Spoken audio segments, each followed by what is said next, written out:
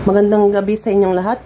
Ako si Kirk at ang video na ito ay magsisilbing pagkakataon para mapag-usapan ko ang mga nilalaman ng libro na ito na Fashionable Filipinas, An Evolution of the Philippine National Dress in Photographs, 1860 to 1960 by Gino Gonzalez and Mark Louis Higgins.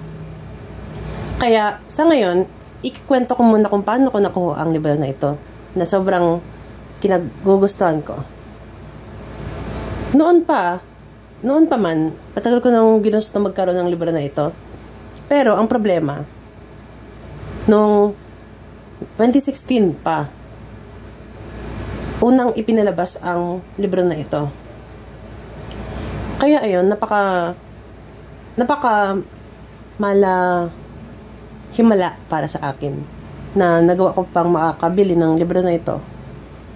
Kaya, yun nga, dahil may interest ako sa kasuotang Filipino, sinusundan ko ang Facebook group na ito na Philippine Heritage Costume and Dress. Sinusundan ko ang group na ito kasi napakaganding yung reference o sanggunian ng mga litrato na pinapakita ang Filipiniana. Kaya, nung isa o dalawang taon nang nakaraan, may nag-post doon na nagsasabi, nakabili sila ng may mabibiling libro na ito sa isang branch ng bench sa sa Trinoma. Kaya ayun, biglaan nga yung pagbili ko ng libro na ito parang walang kaplano-plano, bigla na lang ako naglabas sa bahay ko at pumaroon sa Trinoma. Nagsakay pa ako ng LRT ng MRT. Yung libro na ito na Fashionable Filipinas, may katumbas siya na Instagram page. Doon, yung nilalaman ng Instagram page na yon na minamoderate ng mga author ng libro na ito, yung mga post nila, mga litrato na galing din sa libro na ito at pati mga litrato na wala sa librong to. Pero sa tingin ko isang magandang bagay na magkaroon pa rin ng ganitong libro kasi bukod sa physical to na sanggunian, bukod sa mga litrato, may mga nilalaman din siyang mga impormasyon tungkol sa mga bagay na may kinalaman sa Barotsaya, sa Filipiniana na wala sa mga litrato sa Instagram page na yon. Kaya, sobrang saya ko at sobrang tuwa ko na may libro na ako na ito kasi marami akong natutunan tungkol sa kasaysayan ng ating kasuotan. Ang maganda pa, mura lang yung presyo nito, para sa libro na ganito, na coffee table book.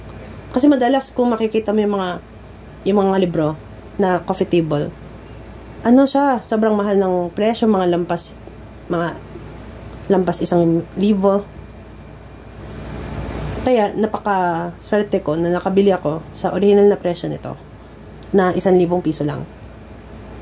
Kasi kung makikita mo yung mga natitirang mga binibenta ng mga bookstore na binibenta to, na parang napakabihira na nga, mahal pa. At kung makikita mo yung mga second hand na mga libro na binibenta sa online, na binibenta yung librong to, sobrang mahal din ang presyo.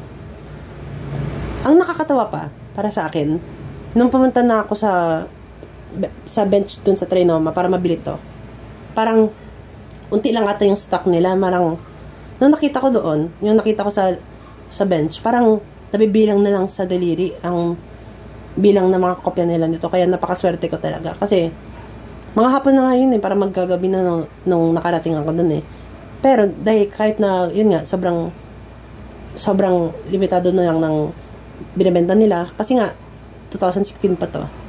Nung unang nirelease, nung unang Trinocon. Napakaswerte ko na nakabili pa ako kahit papano.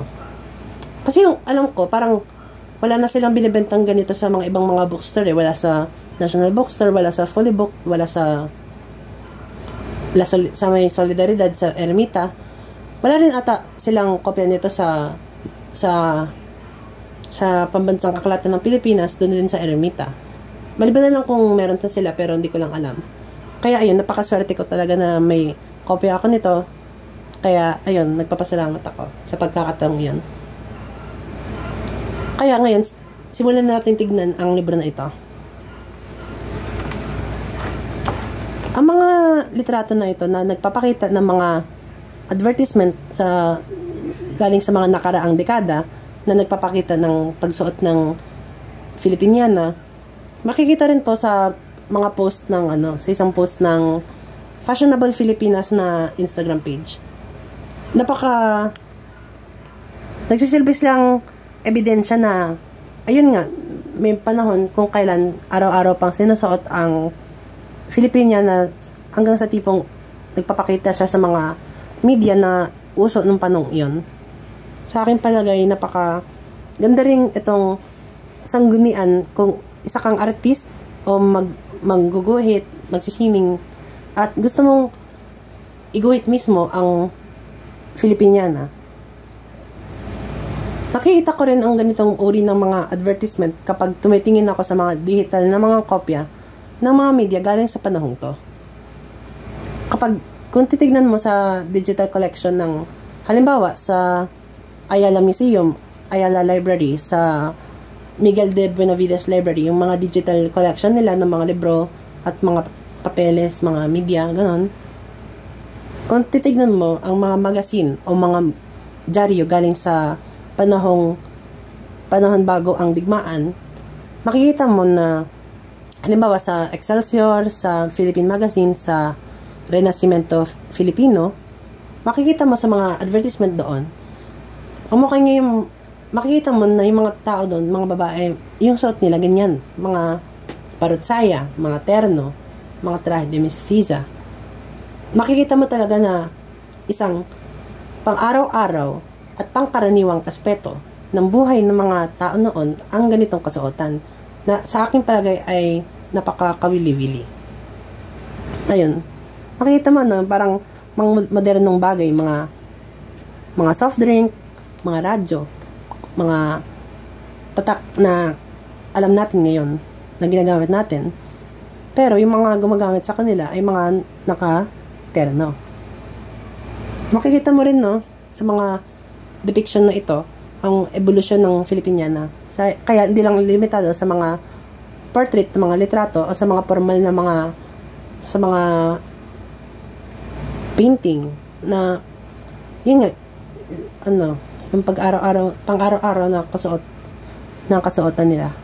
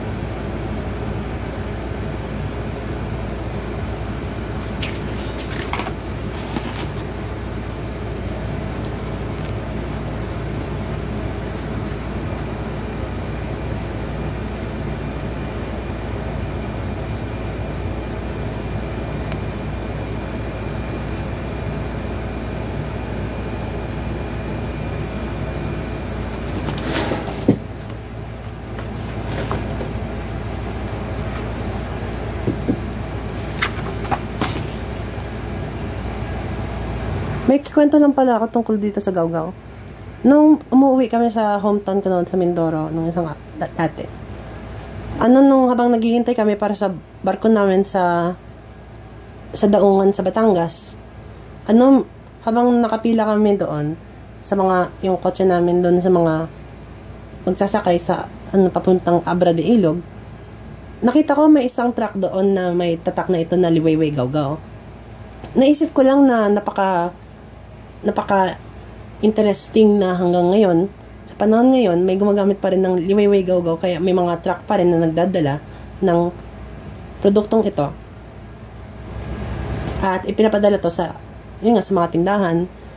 Kaya yun, naisip ko lang na sa panahon ngayon, kung kailan, karamihan sa atin hindi na nagsusuot ng mga terno, mga barong ganon, may mga tao pa rin na gumagamit nito ng gaw-gaw para sa panlaban nila.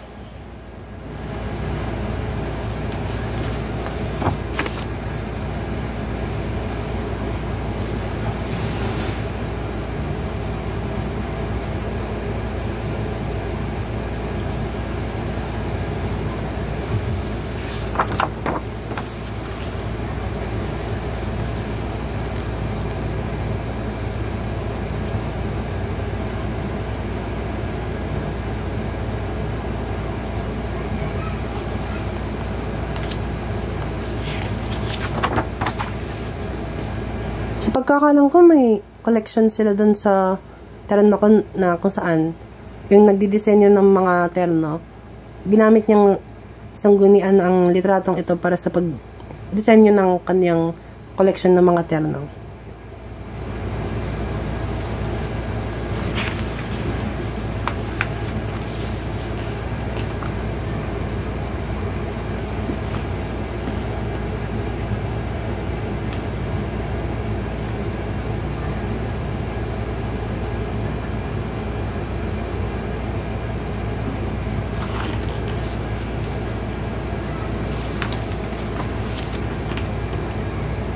Napakagandang halimbawa ito ng ng Tipos del Pais, ang painting na ito.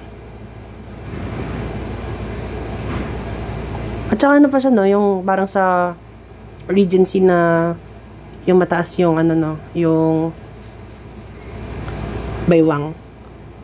Makikita mo yung kung paano nag-i-impluwensya ang kasuotan sa Europa sa kasuotan dito. Tungkol nga pala doon sa mga Tipos del Pais, sa aking palagay, napakagandang uri ng sining na espesipiko dito sa kulturang Pilipino, ang Tipos del Pais.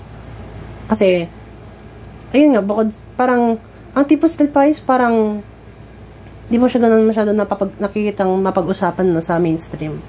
Pero sa aking palagay, parang ang Tipos del Pais, parang katumbas na siya ng ukiyo-e nila sa Hapon, ng mga Hapon, sa pagdating sa yun nga, sa isang uri ng sining na espesipiko sa isang bansa o sa kultura. Ang Tipos del Pais, para sa aking palagay, ay isang napakagandang medium ng sining o uri ng sining. Kasi bilang isang tao na may interesado sa noong panahon, sa nakaraan, sa kasaysayan, napakaganda niyang reference kasi may kulay. Yun nga, yung isa sa mga katangian niya na wala sa mga daguerreotype na mga litrato ng ika-19 na siglo. Wala siyang, yung wala sa mga litrato na to, na meron sa Tipos del Pais, at pati na rin sa ibang mga painting, kaning sa panahon to, ay yung kulay, yung aspeto ng kulay. Kasi, napaka-maraming impormasyon ang dala ng kulay sa pagpapahayag ng pagpapahayag ng impormasyon tungkol sa panahong to. Kaya makikita mo kung ano yung mga ginagamit nilang mga pangkulay sa mga tela nila nung panahong to. At saka yun nga, parang nakakatulong yung Tipos del Pais sa bukod sa pagsisilbing dokumentasyon sa kasuotan ng panahong to, sa panahon noon, nakakatulong din siya sa pagbigay sa atin ng imahe na makukulay nga ang mga suot nila noon.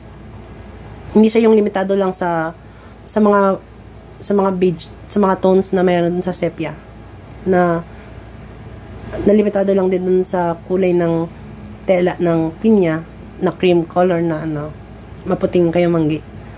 Pero medyo may katotohanan din yun na puro ganun yung kulay. Kasi kung makikita mo yung mga painting na may kulay pa, kung makikita mo yung mga portrait nila lalo na sa mga later decades ng siglong yun, yung sa 1870s hanggang 1890s, yung mga yung ilang mga halimbawa makulay siya.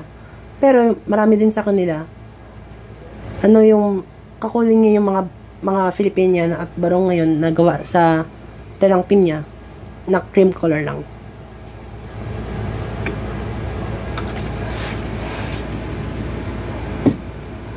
Ito yung sinasabi ko na halimbawa ng yung mga painting noon na pinapakita yung kulay. Kung makikita no, parang limitado lang sa saya yung may kulay, pero yung panuelo at yung kamisa, yun nga, yung ano siya, muted na cream color na madalas kulay ng mga pinya fabric. Napakaganda talaga ng mga painting nila nung panahon to, no? Sobrang detalyado ng mga pagdepekta nila sa mga borda, sa halimbawa dito sa panuelo, sa manggas ng baro, pati na rin doon sa saya. Napaka-detalyado talaga ng mga disenyo na ipininta ng pintor na to, no? Mapapaisip ka na lang kung gaano ka tagal yung oras na inilaan ng pintor na ito sa paninigurado na tunay niya sa realidad ang kada aspeto ng kanyang ginagawang imahe. At saka yung isa pang bagay na sobrang nagugustuhan ko sa imahe na ito, sa painting na ito, kung paano niya idinedepikta ang pagiging manipis ng tela, no, ng pinya. Kasi parang hindi siya ganun kadali gawin, kasi sobrang dapat may control ka sa kung paano mo nilalagay yung pintura doon nga sa canvas. Kaya sobrang hanga talaga ako sa pintura na ito, at saka sa iba pang mga pintor galing sa panahong to na nagagawang maidepikta ang pagka-transparent, pagka-translucent ng telang pinya, at sinasali nila to sa medium na ito na pagpintura. Yung isa pang imahe na ito, na daguerreotype siguro, katakataka siya sa aspeto ng pagiging sa kanyang silhouette na mala basel. Kasi parang kasi madalas ang karaniwang kahit na ini-impluwensyahan ng kasuotan sa Europa ang mga kasuotan dito sa Pilipinas, lalo na sa mga mas matataas na uri, parang halos walang dokumentasyon na nagbibigay ng ebidensya na nagsusuot ng mga understructure na mga undergarment. Halimbawa, yung mga sleeve support, mga cage crinoline, mga bustle, wala siyang halos wala kang makikitang mga ebidensya na historical na nagpapakita ng ganitong pangyayari. Pero kung makikita natin dito halimbawa sa litratong ito, no, parang yung silhouette ng kanyang saya, no, ang mukha niya yung kasuotan ng mga kababaihan sa Europa na nagsusuot sila ng bustle sa likuran. Kaya mapapaisip ko na lang kung nagsuot ba siya ng bustle o parang iginawa lang yung draping lang ng tela sa saya, parang sinadya siyang igawa sa paraang nagmumukha siyang bustle. Ayun, parang napaisip lang ako. Kasi may isa pang litrato na parang ganito eh.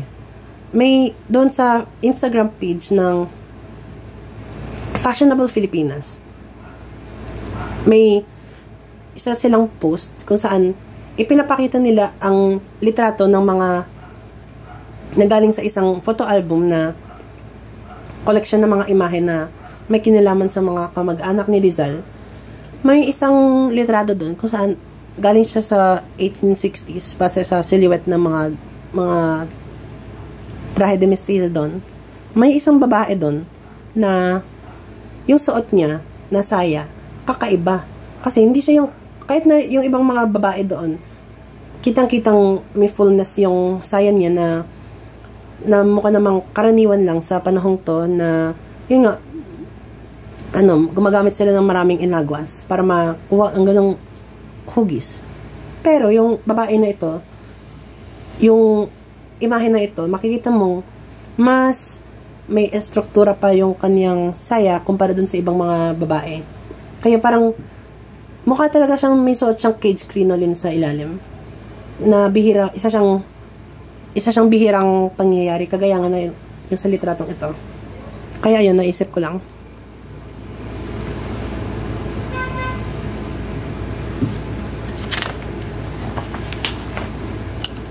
Dito makikita natin ang pagkakaiba ng pre-colonial na kasuotan at saka sa kasuotan sa panahon ng Kastila. Mukha siyang magkamukha no, ng silhouette na kahit na kung makikita natin yung panahon bago ito dito sa illustration na ito, ano parang may pagbabago. Pero kung ikukumpara mo yung nasa Boxer Codex at saka dito sa may guhit ni Ravenay, magkamukha sila, magkaiba lang sila sa kulay. Napakaganda, no? Ng evolusyon ng kasuotan ng mga Filipina. Kung makikita rin natin dito,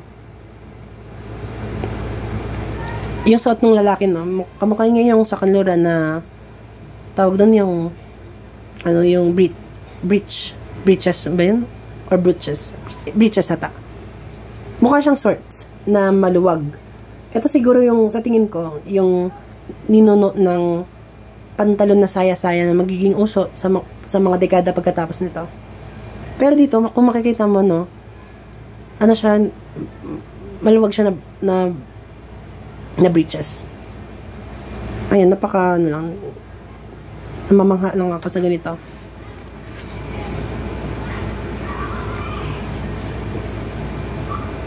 Naging mas limitado na yung ginto, no? Kung ikukumpara mo sa pre-colonial na sobrang daming ginto. Dito parang may ginto pa rin, nasuot sila. Pero yun nga, mas limitado lang.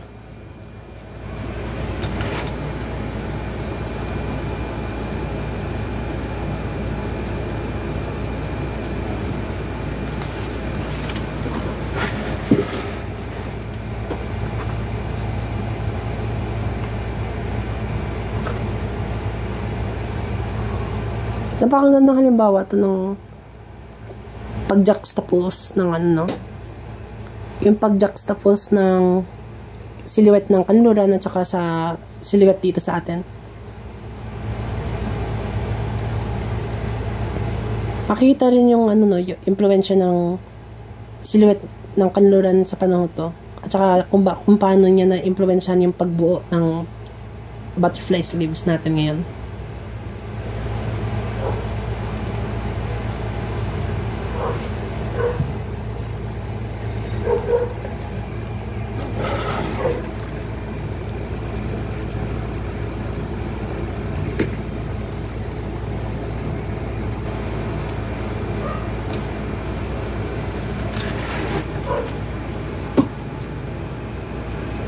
Ito yung sinasabi ko kanina, no, yung Philippine Magazine. May nakita kong kopya nito na digital sa nota yun sa may digital library ng Miguel de Benavides na library.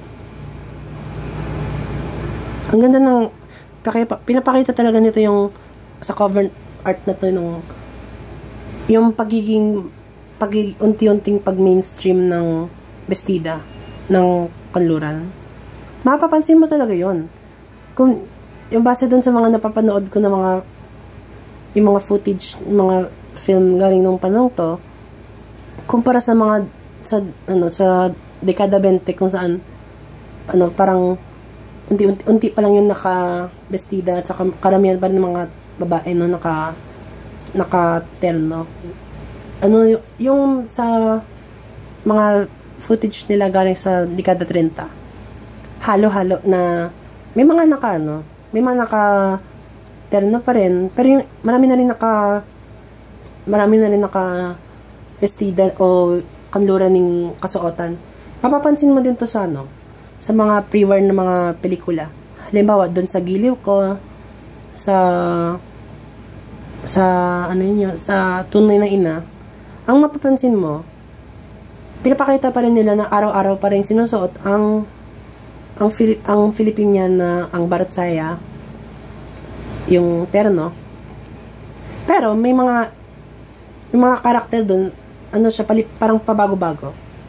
Minsan nakaterno, minsan nakabestida.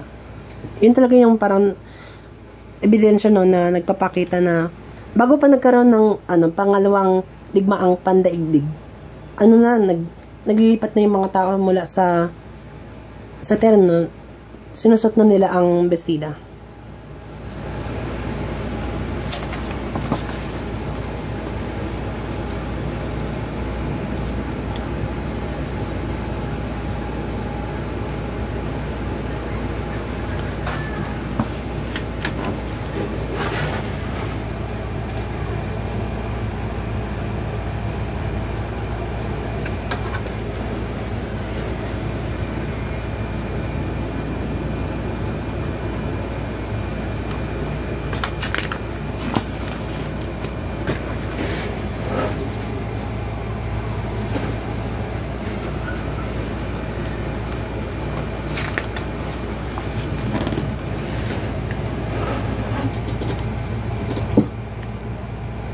Napakaganda ng mga design ng mga borda na to, no? Mapapaisip ka ulit kung gaano katagal ang oras na inilalaan nila para lang magawa ang mga magagandang bagay na ito. Lalo na ito, grabe yung napakaganda. Gusto ko rin matutong magborda balang araw, pero siguro pakiramdam ko sobrang daming oras ang kailangang ilaan para matuto to.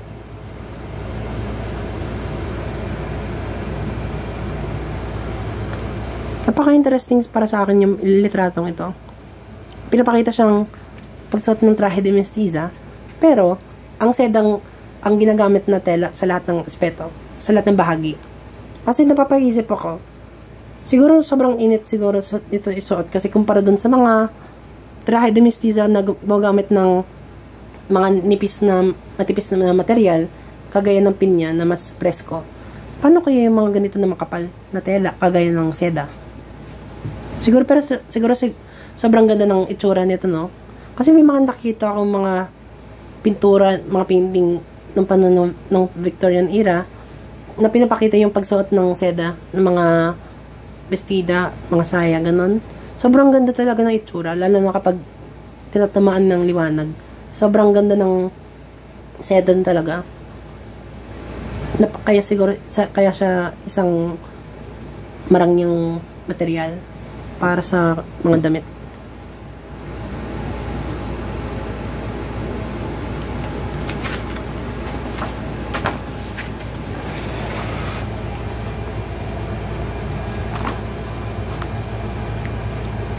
Napakaganda ng kulay, oh.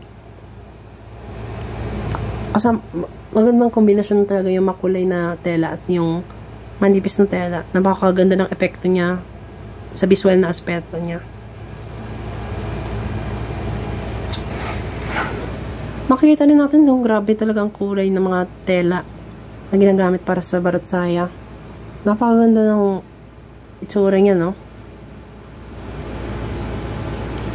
Nakalagay dito, no, galing sa Hapon yung tela na ginagamit para sa saya. Kaya siguro yung may nakita kong litrato noon din, mga 1910s siya. Yung saya ng babae doon sa litrato, yung pattern niya, yung itsura niya, yung simbolo na manji. Yung manji siya na yung mukha siyang yung simbolo nila sa Budismo. Kaya siguro nga nagka-impluwensya bago pa sinakop tayo ng Hapon, nagkaroon na ng impluwensya ang Hapon sa itsura ng ating mga kasuotan. Nga, pati rin sa kung bakit kimona ang tawag sa kimona. At dito, yung mga ginagamit na tela at yung mga pattern na ginagamit sa itsura ng tela na ito.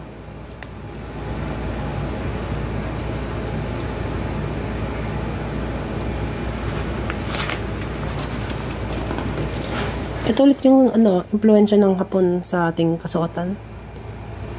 Ang ganda.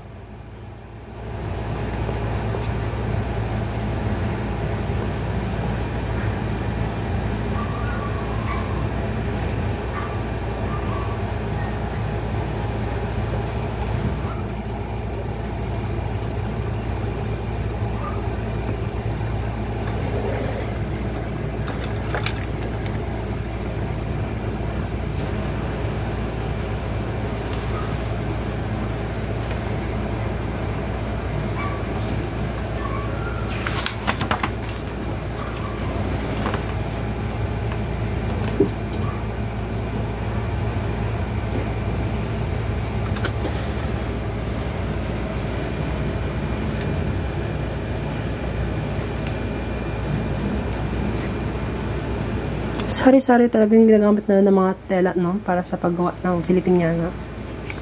Iba rin nila siguro yung epekto nila sa itsura. Sa kabuuang itsura ng ng damit.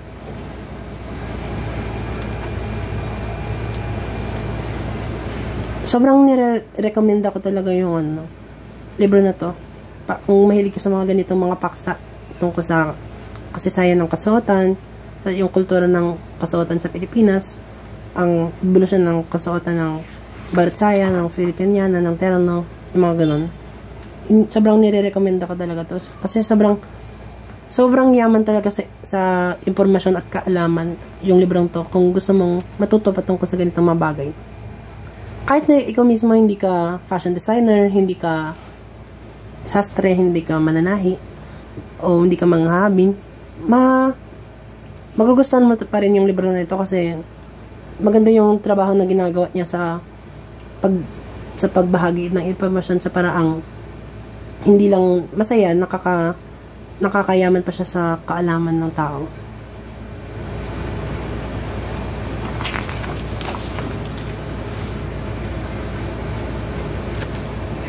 May nakita na akong mga ganitong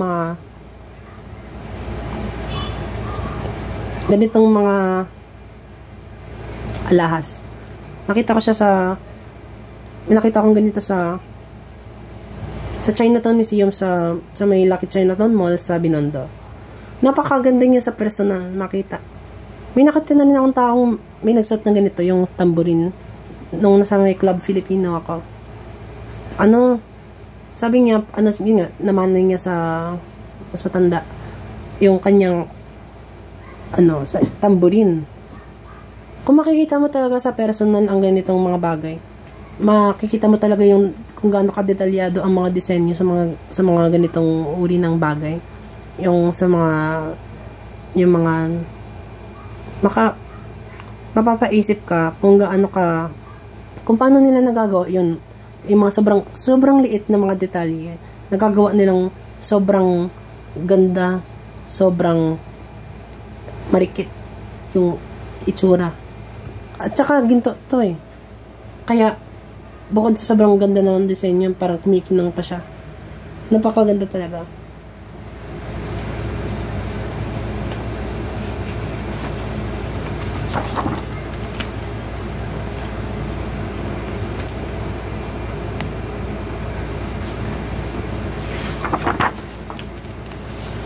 Ako mismo may sarili akong scapularya, pero yung gawa lang siya sa tela. Hindi siya yung mga kagaya nito na gawa sa ginto. Pero may nakikita pa rin ako mga ganitong ganitong scapularyo.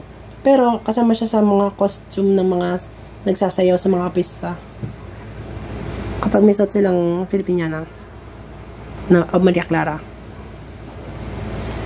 Kaya ito yung unang dekada, mga 1860s. Napakaganda ng disenyo na to, no? Sa 1880s pa magkakaroon ng ganitong trend kung saan yung sinulid na ginagamit para sa pagborda sa baro o dito, kagaya dito o pati na sa panuelo, yung sinulid baliktad yung kulay niya sa kulay ng tela doon sa tela ng base yung binaborda. Napakalaki rin grabe ang dami sigurong inagwas yung sinusuot nila para makamit yung ganitong hugis, no? Kasi hindi naman uso dito yung mga cage crinoline.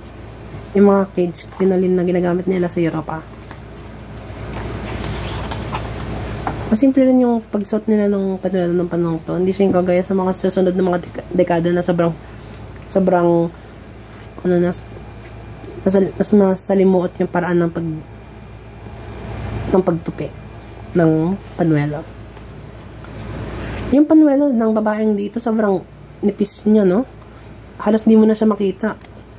Kung tignan mo, sobrang nipis ng tela na ginamit sa panuelo na ito, halos hindi na siya makita.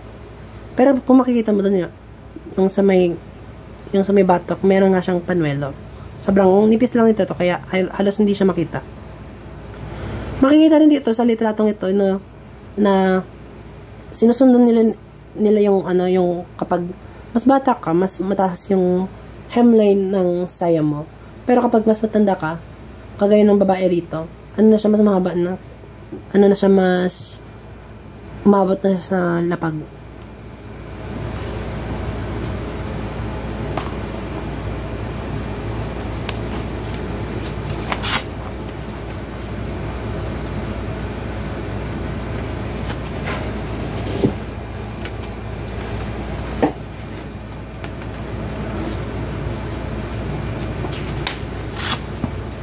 Napakaganda ng ano to, no? Guhit to.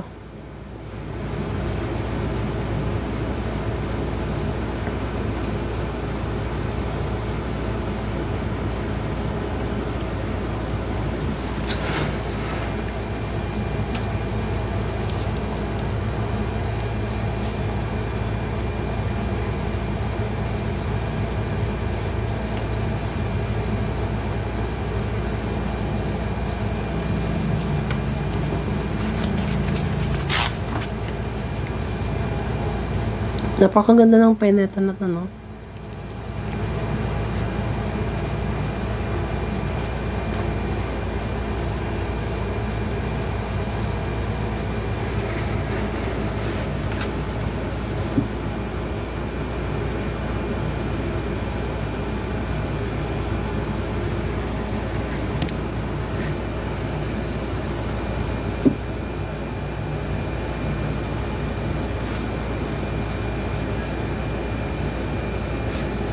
Mukhang gawa rin sa seda yung saya na to. Yung barot saya na to. At saka yung kakaiba. Ay, hindi naman kakaiba siguro. Yung wala siya masyadong disenyo na Buddha.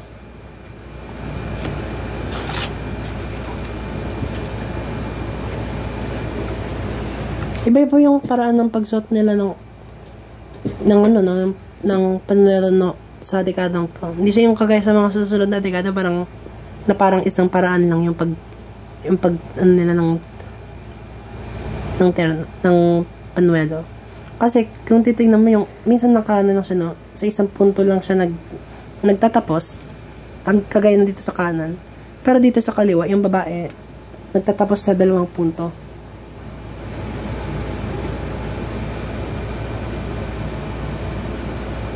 Mas uso, para mapapansin mo, parang mas uso talagang ang seda sa bilang tela sa mga parot saya ng dekadang to. Hindi siya kagaya sa mga susunod na dekada na maging kung saan hindi na ganong kauso yung seda, at saka mas uso na yung pagsuot yung paggamit ng pinya.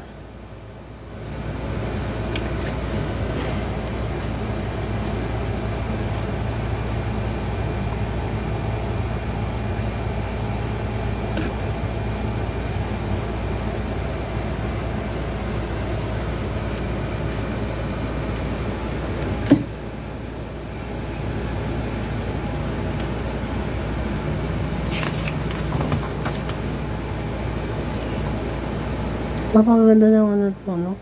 Mga suot.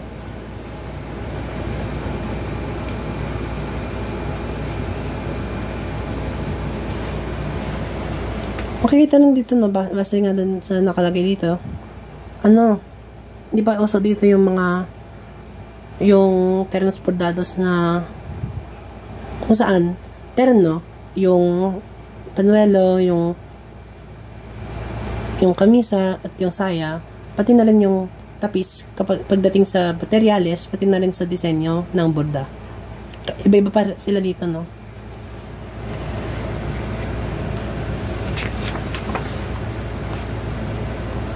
Namana rin din siguro ng Pilipinas yung yung tradisyon ng pagsusuot ng itim kapag may namatayan. Napakaganda talaga, oh. At saka yung isang interesting na detalye dito, yung sa Criolla, may nilagang yung buhok ng namatay. Nalagay yung buhok doon sa loob ng Criollo o Criolla na earrings na hikaw. Parang namana ng Victorian era sa Inglaterra yung aspeto ng memento mori. Napakaganda ng disenyo ng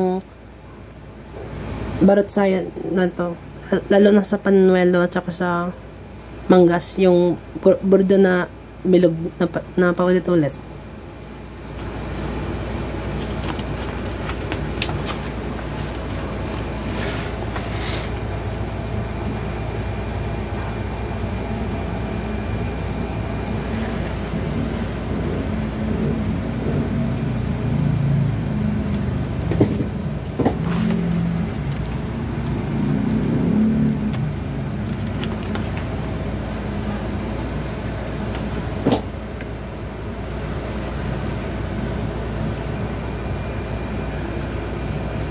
Makikita rin nakabarang yung batang lalaki.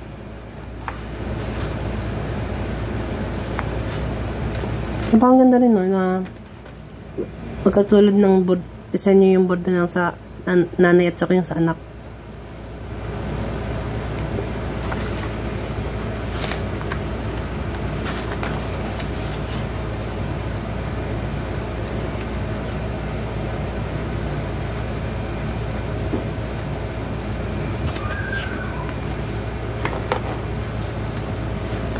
Ito mas kamukha nito lang yung Maria Clara na alam natin. At saka may nagtiterno na yung panuelo sa kamisa. At saka yung makikita mo dito yung saya, gawa siya sa seda, pero yung panuelo at kamisa, gawa siya sa mukha siyang gawa sa manipis na material.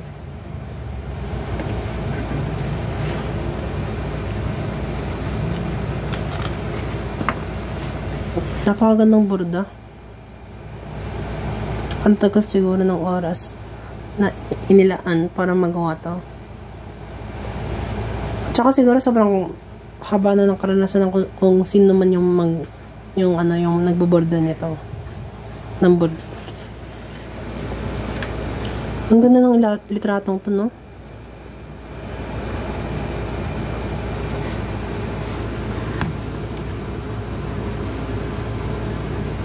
Grabe yung disenyo.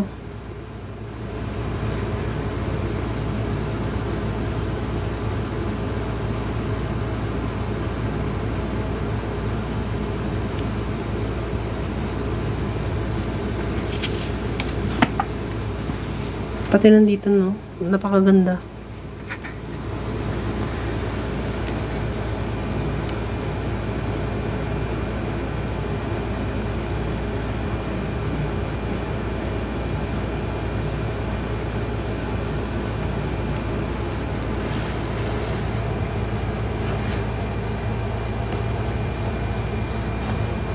Ito yung halimbawa na may pagkakaiba pa rin sa mga panuelo, sa hugis ng panuelo. Dito naman, bukod dun sa nakarang dekada, sa halip na dun sa may nakarang dekada na 1 punto o 2 punto yung katapusan ng panuelo, dito naman yung pagkakaiba. Kung pabilog o patatsulok yung dulo niya.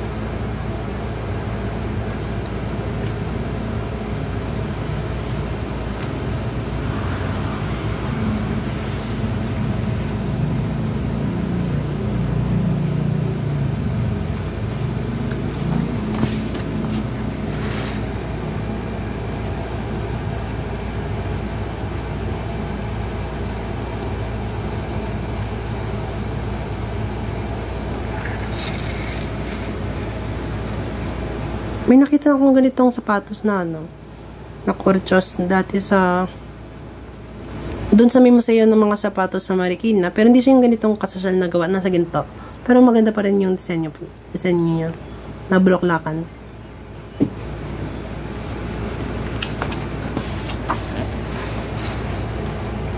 Ito yung nakalimutan ko na yung pangalan niya, pero ito yung pinaka-paborito ko sa mga pitong simbahan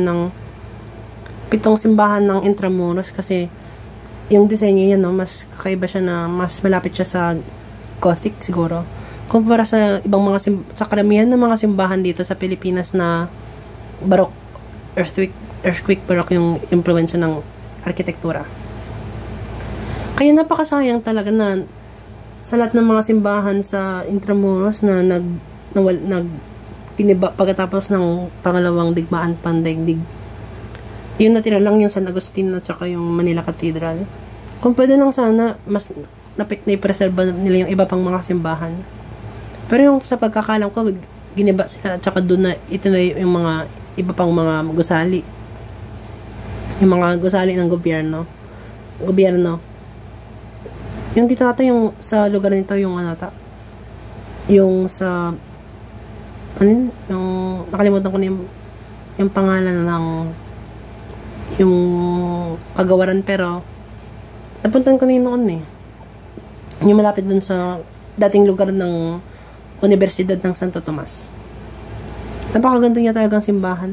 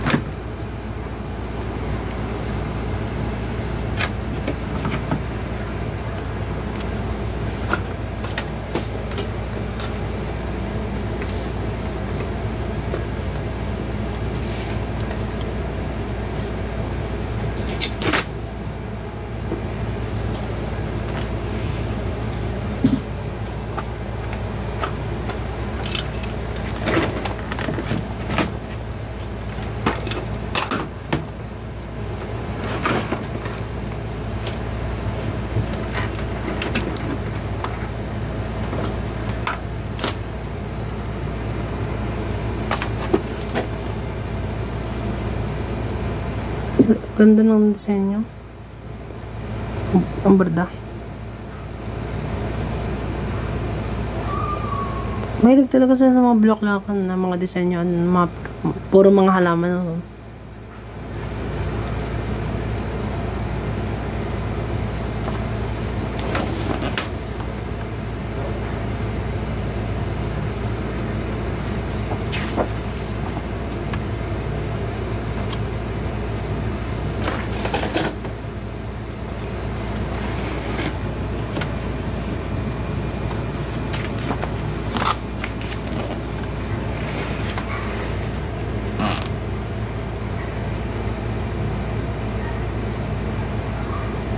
Ano na yung pinaka Maria Clara, no? Kasi ito yung panahon ni Maria Clara.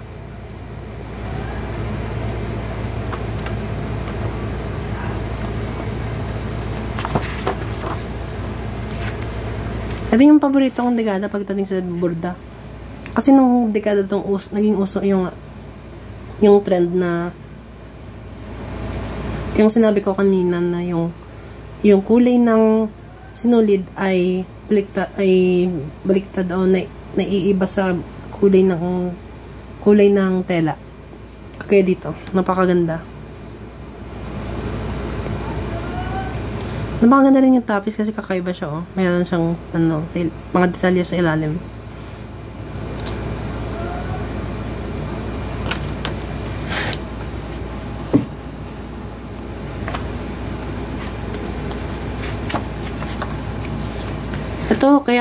Ito yung dahilan kung bakit sobrang gusto ko yung ganito, yung dekadang to. Sobrang mas nakikita pa yung Burda na disenyo kumpara dun sa Burda sa ibang mga dekada kung saan halos magkakulay yung kulay ng sinulid na Burda ng Burda doon sa tela na kung saan hindi siya ganun kadali makita. Pero na yung panuelo at yung kamisa pero hindi pa terno yung saya. Pero kapero silang halaman at bulaklak ang pinapakita.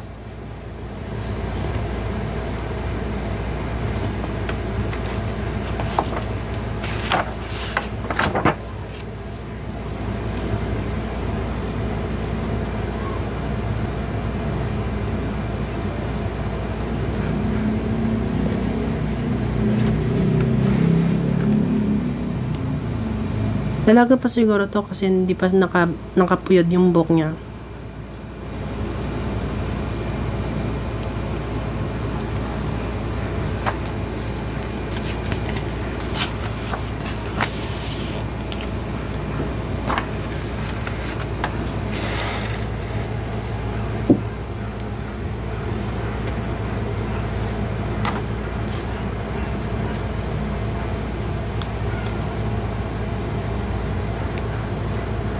Yung napansin ko yung mga Mestiza Espanyola. Hindi sila yung kagaya ng mga ibang mga lahi na yung estilo ng buhok nila yung nakapuyod lang. Madalas yung parang napapansin ko yung mga buhok nila sa mga dekadang to yung uso sa Europa, yung may bangs. Sa mga susunod na dekada pa marang makikita yung mga India, yung mga hindi mestiza, yung sinusot nilang mga estilo ng buhok yung uso sa kanluran. Pero sa mga dekadang to, yung bago yung pananakop ng mga Amerikano, hanggang sa puyod lang yung buhok nila o yung nakalugay lang kapag hindi pa kasal.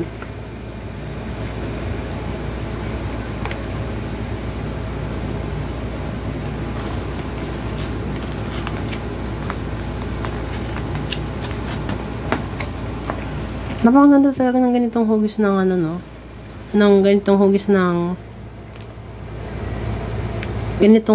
manggas. Yung tipong pang Maria Clara siya napanatili ng hugis ng manggas dito sa Pilipinas yung pagoda sleeves na ganitong hugis na uso sa Europa noong 1860s, pero pagkatapos nun bumalik na sila dun sa yung mas masikip na silhouette. Pero dito sa Pilipinas napanatili siya, kaya kapag nakikita na natin yung hugis ng manggas na ito, naisip natin si Maria Clara. Wala akong masyadong mahanap ng mga kasalukuyang Filipiniana na may ganitong hugis ng manggas. Minsan nakikita ko siya dun sa mga yung sinusuot nila ng mga traje de mestiza sa mga pista, sa mga yung para sa mga sayaw.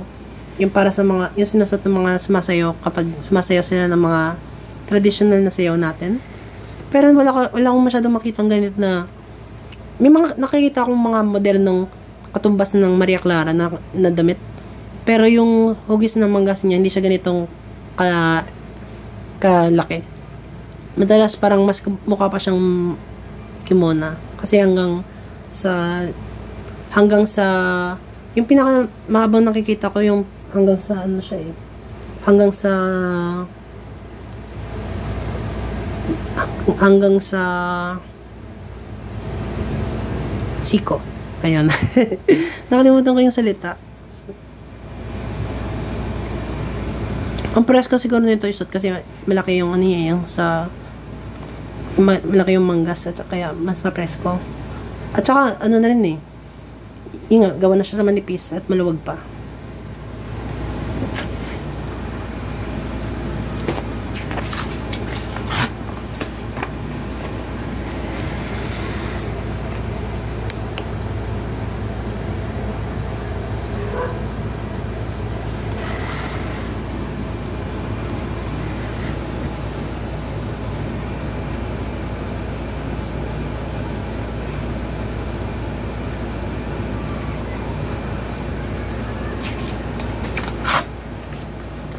Paano kaya nasuot sa Pilipinas yung ganito mga kanluraning kasuotan, no? Kasi alam kong mas malamig pa ng panahon to kumpara sa panahon ngayon. Pero mainit pa rin sa Pilipinas kahit na mas malamig na siya noon. Pero hindi ganun kalaki yung pagbabago. Kaya paano kaya nila ito nasusuot nang hindi sila maiinitan, no? Kasi hindi kagaya sa mga traje de mestiza na gawa sa manipis na pinya yung tela. Yung suot nila dito mas bagay sa pang malamig na klima. Siguro sa mga pakiramdam ko yung para lang sa mga litrato talaga yung mga ganitong pagsusuot ng kanluraning kasuotan. Pero yung sa pagkakalam ko, may mga pagkakataon talaga na nagsusuot sila yung mga mestiza, nagsusuot sila ng kanluraning kasuotan sa mga formal na kaganapan. May mga ebidensya para doon. Pero yun nga, wala pa silang aircon noon, pero yun nga, mas yung ventilasyon sa loob ng mga bahay noon, mas maganda pa. Mas bagay siya sa klima natin dito na yun nga, may mga may mga ventanilla, may mga kalyado na nagpapalamig sa loob kasi nagdadali yung hangin sa loob. Kaya siguro nagagawa pa nilang makapagsuot ng ganitong mga damit kahit na mainit dito. Kasi nga, maganda yung ventilasyon ng hangin sa bahay.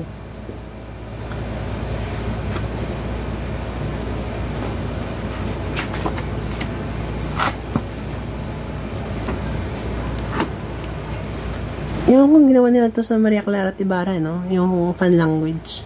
Yung paggamit ng abaniko sa pagpapadala ng mga mensahe. Yan kung may ganito na sa Europa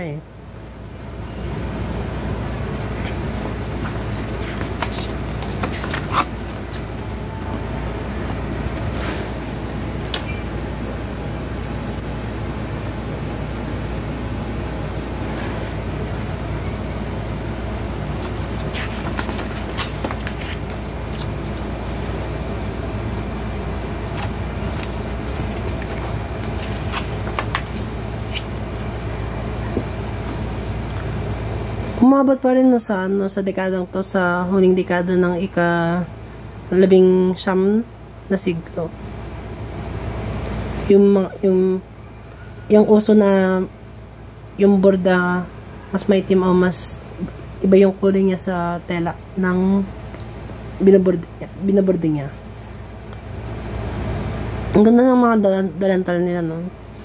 Ba't kaya sa dekadang ito lang siya naging uso? Kasi sa mga nakarang dekada, wala pa ata silang mga dalantal. Meron silang dalantal, pero hindi lang siya ganun kauso. Nagpapakita siya sa mga litrato. At saka yung mas social siya na version ng tapis. May mga mas detalyado silang tapis sa nakaraang dekada. Pero wala pang dalantal. Dito may dalantal na.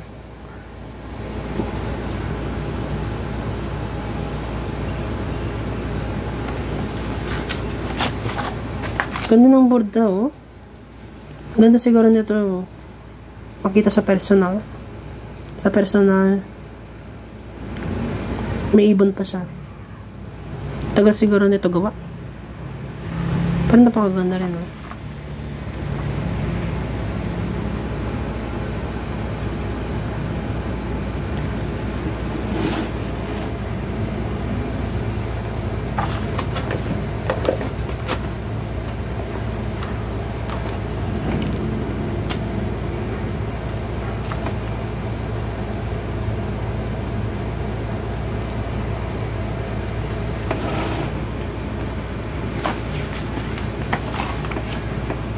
Si ano, si Josephine Bracken.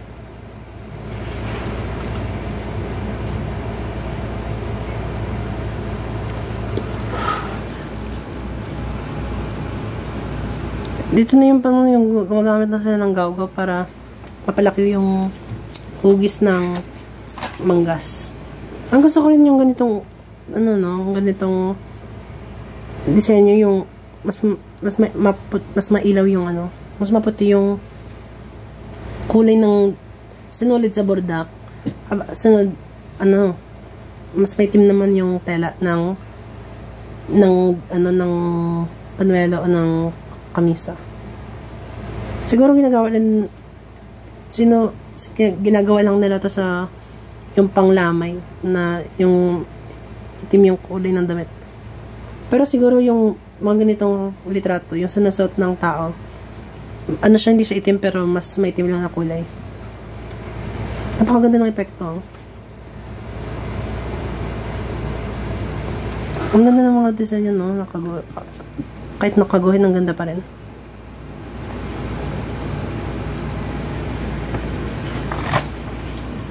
Mastisa.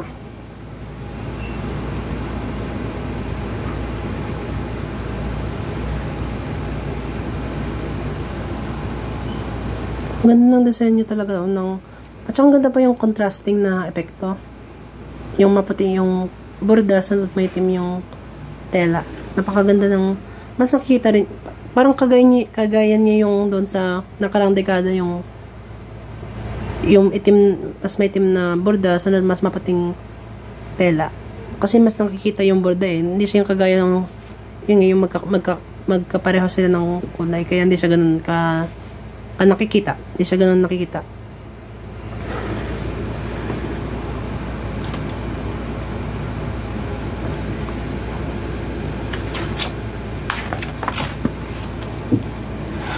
Ang galing yung nakasuot siya ng yung may mutton sleeves. Lagang mutton.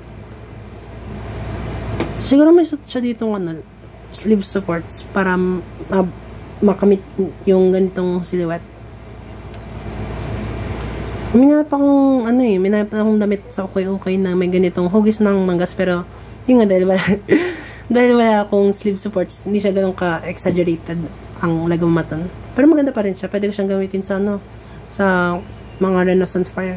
Kung meron man dito sa Manila. Sa Baguio pa lang ito nagkaka-Renaissance Fair, sayang. Pero pwede ko rin siguro isama sa mga kapag sa cosplay. Ang ganda ng isa rin sa mga paborito kong dekada pagdating sa disenyo yung 1890s. Kasi sobrang dito naging uso yung yung may nakapintang mga disenyo ng mga napaka-detalyado, napaka-makulay. Siguro ang ganda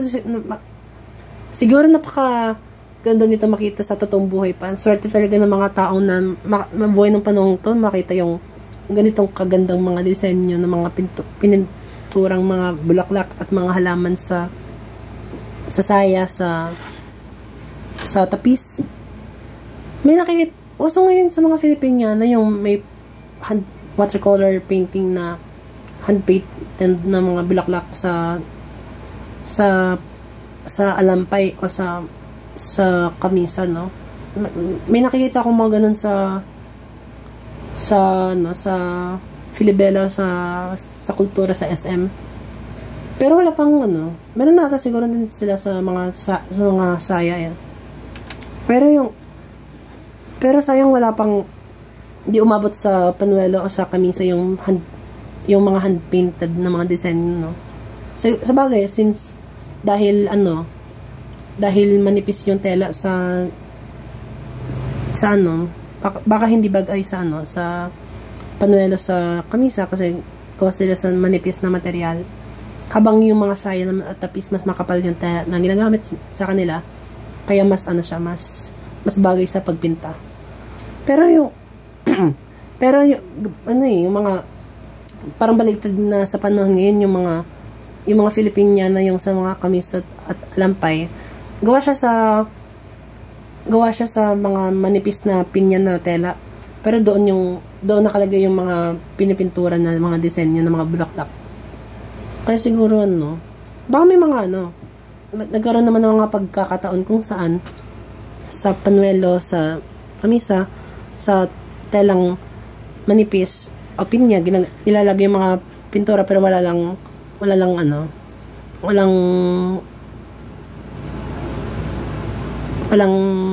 litrato na nagbibigay ebidensya doon. Pero napakaganda talaga. Napakagandang halo rin yung bukod dito sa mga pinipinturang mga disenyo sa dalantal, sa saya. Yun nga rin, yung uso ulit ng panahon to, nung dekadang to, yung maputing borda, sunod may itim na tela. Napakagandang epekto.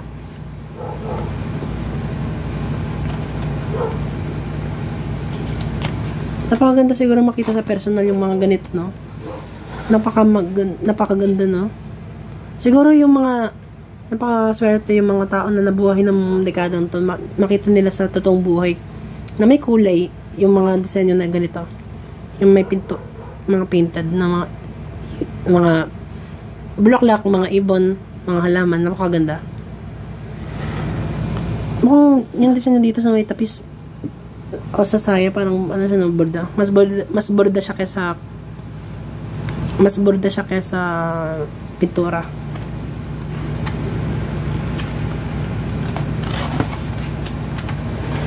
Eskolta.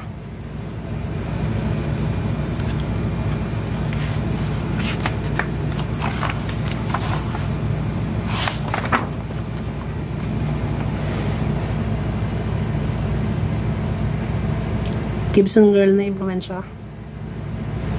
Wala pang hindi pa siya serpentina. Siguro sa mga susunod na taon pa. Mas simple yung saya dito.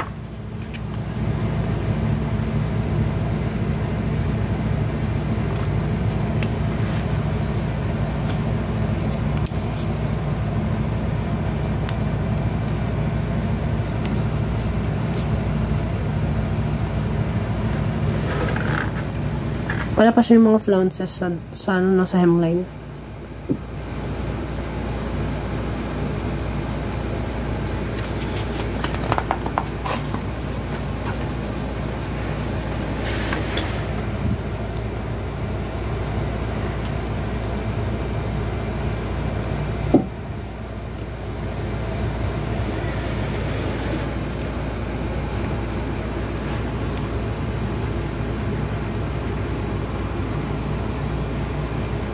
Galing yung buhok niya. Parang may pompadour siya pero mahaba pa rin. Hindi siya yung parang pompadour pero nakapuyod.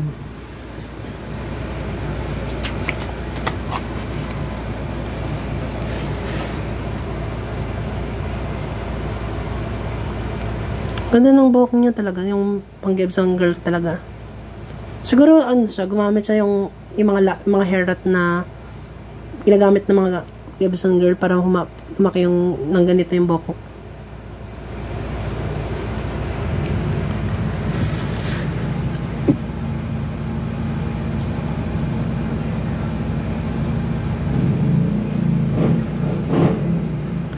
Para sa akin, ito yung pinakapaborito kong silhouette sa lahat ng mga dekada ng Filipiniana.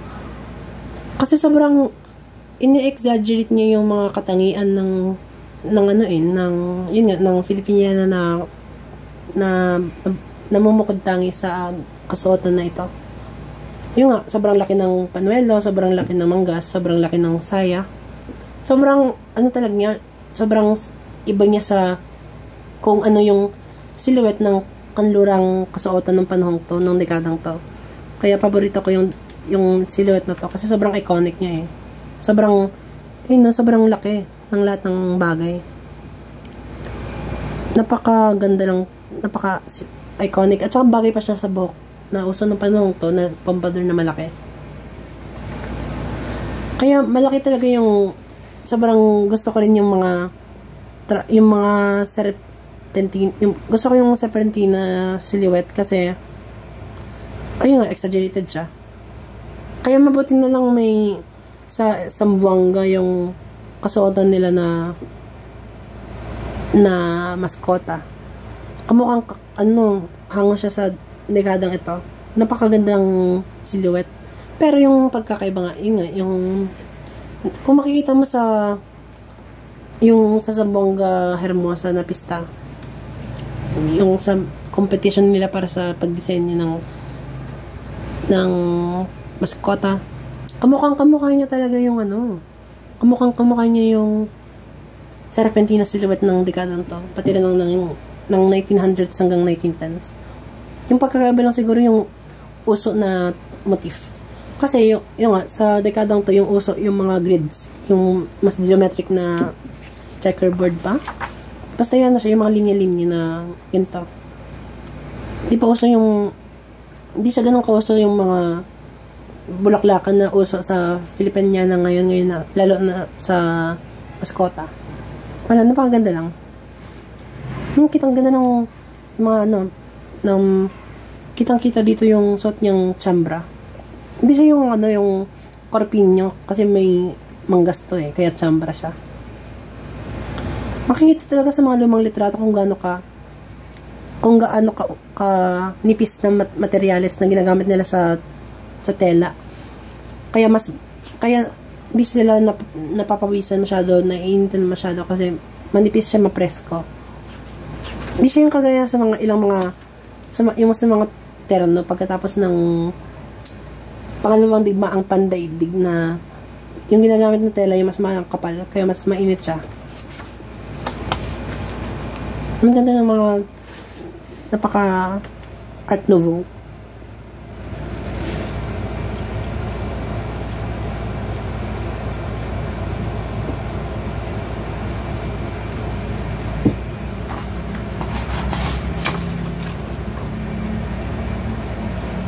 Napakaganda ng dito, ng Sabrefalda. Napakaganda ng disenyo.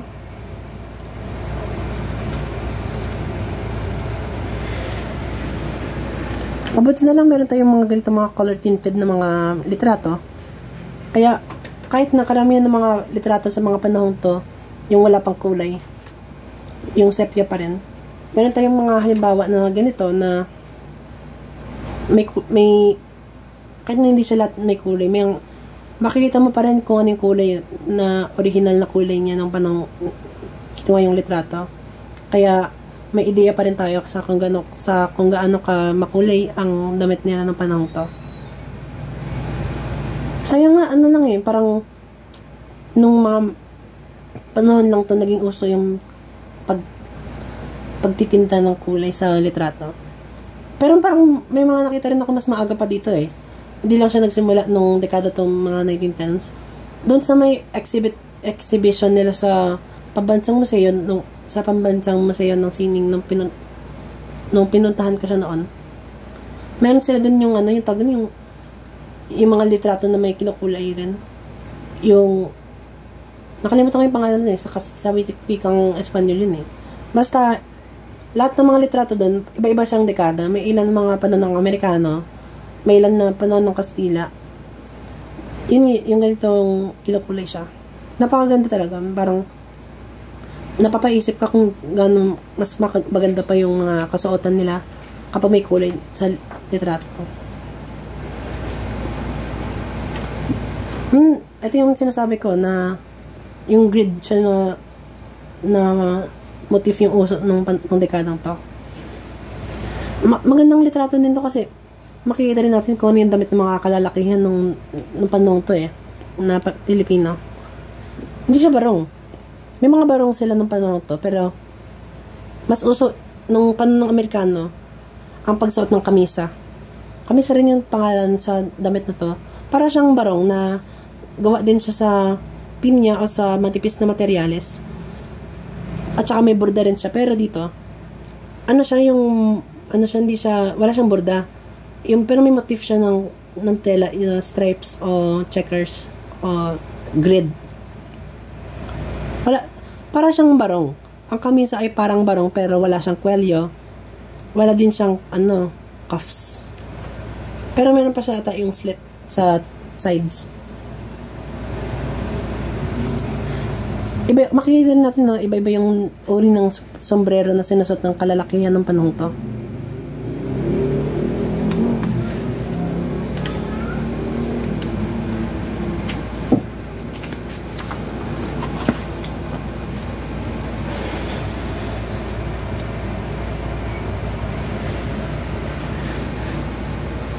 Napakaganda talaga ng serpentina.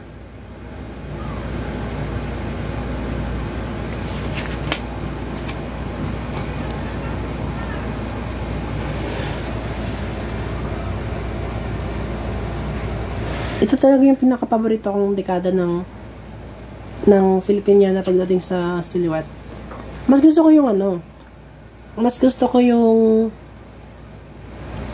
yung sa 1880s pagdating sa mga motif kasi sobrang ganda ng borda.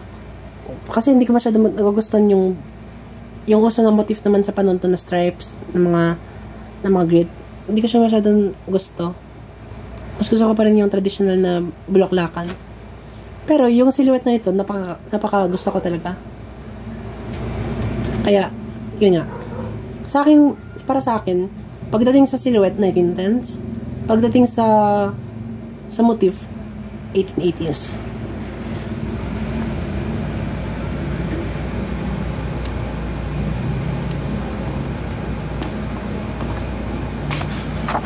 Sana magkaroon may bumuo ng period drama, mapa-teleserye man o mapa-pelikula. Kung saan yung ginagamit nilang silhouette para sa Filipiniana, yung mga costume doon sa gagawin nila, yung sa dekadang to. Kasi napakaganda talaga ng silhouette na to eh. Napaka-iconic pa, bukod tangi. Makikita rin natin talaga dito, no? Hindi lang limitado sa isang silhouette ang silhouette ng Filipiniana. Kasi may mga ilang dekada dito talaga. Nag-iiba yung silhouette sa kalagitnaan ng dekada. Halimbawa, dito sa 1910s. Sa simula ng 1910s, siya yung serpentina siya na mas malaki yung saya. Pero dito mas pumapayat na. Sa bagay, hindi naman talaga naka-strictong na sa isang, limitado lang sa isang silhouette ang kasuotan eh. Pati rin sa kanluran, pabago-bago palagi. Kaya, hindi masyadong talaga yung isang dekada, isang silhouette. Pabago-bago siya kahit kailan. Ito yung isa sa mga counting halimbawa, no?